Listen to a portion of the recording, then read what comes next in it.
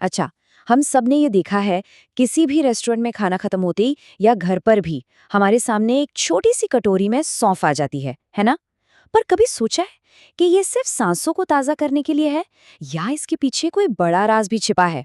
आइए, इस छोटी सी सौंफ के पीछे के बड़े विज्ञान को समझते हैं।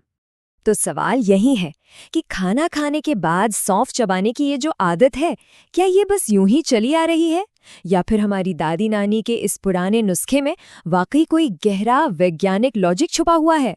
चलिए पता लगाते हैं। और देखिए, ये जवाब पूरी तरह से गलत भी नहीं है। सौंफ खाने से मुंह फ्रेश तो होता ही है, इसमें कोई शक नहीं। लेकिन कहानी सिर्फ इतनी सी नहीं है। इसका असली काम तो पेट के अंदर जाकर शुरू होता है। ठीक है, तो अब जरा गहराई में उतरते हैं। सौंफ का जो सबसे पहला और सबसे ज़रूरी काम है वो है हमारे डाइजेस्टिव सिस्टम, हमारे पाचन तंत्र की मदद करना। और ये मदद वो 3 खास तरीकों से करती है। अब ये 3 शब्द हैं: कार्मिनेटिव, एंटीस्पाज्मोटिक और स्राव को उत्तेजित करना। सुनने में ये थोड़े भारी भरकम लग सकते हैं, पर घबराइए मत। इनका मतलब बहुत ही सीधा और सरल है। चलिए एक एक करके इन्हें समझते हैं। तो पहला एक्शन है कार्मिनेटिव। इसका सीधा साधा मतलब है पेट की गैस को बाहर निकालना। खाना खाने के बाद जो पेट फूलने या ब्लोटिंग की दिक्कत होती है ना, सौंफ उसी से राहत दिलाती है। और दूसरा कमाल का एक्शन है एंटी स्पैज्मोडिक।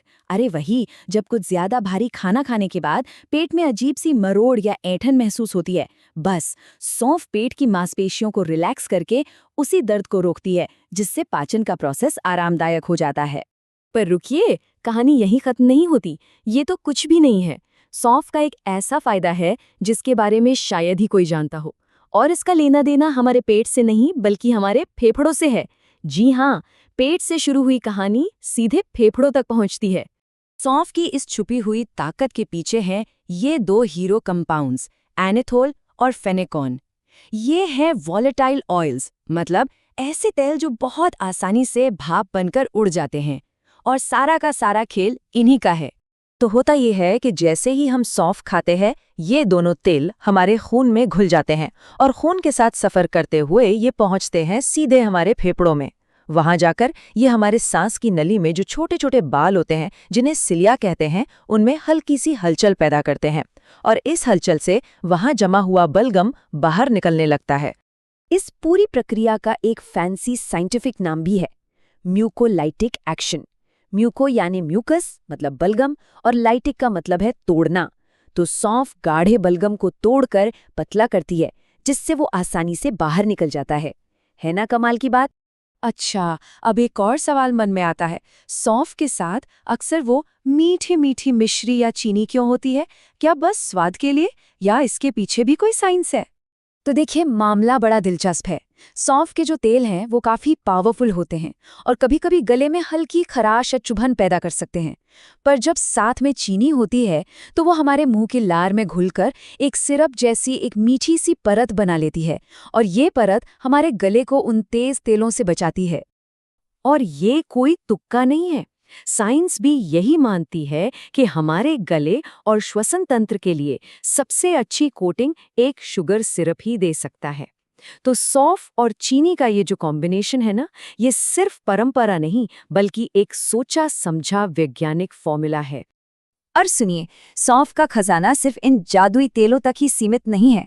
इसके पिटारे में हमारे स्वास्थ्य के लिए और भी बहुत कुछ है। देखिए, एक तो इसमें फाइबर भरपूर होता है जो पेट के लिए बहुत अच्छा है। दूसरा, जब हम इसे चबाते हैं तो मुंह में लार ज्यादा बनती है, और डाइजेशन का सबसे पहला स्टेप तो यही है। और तो और ये पेट के अंदर गैस्ट्रिन नाम के एक बहुत जरूरी डाइजेस्टिव हार्मोन को भी बढ़ावा देती है। लेकिन ठहरिए, एक बहुत ही जरूरी बात है जिसका ध्यान रखना बेहद जरूरी है। इन सभी फायदों को पाने के लिए एक शर्त है, और वो शर्त है सौंफ का ताज़ा होना। हमें ये याद रखना होगा कि सौंफ की सारी ताकत उसके वाष्पशील तेलों यानी एनिथॉल और फेनकॉन में है। अगर सौंफ पुरानी है या खुले में रखी है तो ये तेल तो हवा में उड़ जाएंगे, और फिर सौंफ सिर्फ नाम की रह जाएगी, काम की नहीं। और हाँ, एक चीज से थोड़ा सावधान भी रहना होगा।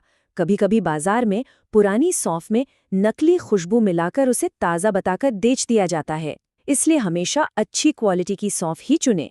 तो कुल मिलाकर बात यह है कि खाने के बाद सौंफ खाना सिर्फ एक रिवाज नहीं है, ये तो अपने आप में कुदरत की दी हुई एक छोटी सी पर बहुत ही पावरफुल दवाई है, जो हमारे शरीर को एक नहीं बल्कि कई तरीकों से फायदा पहुंचाती है। तो अब अगली बार जब खाने के बाद आपके सामने सौंफ की कटोरी आए तो उसे सिर्फ एक माउथ फ्रेशनेस समझने की भूल मत कीजिएगा। याद रखिएगा, उस छोटी सी कटोरी में सदियों पुरानी परंपरा और गहरा विज्ञान दोनों एक साथ परोसे जा रहे हैं।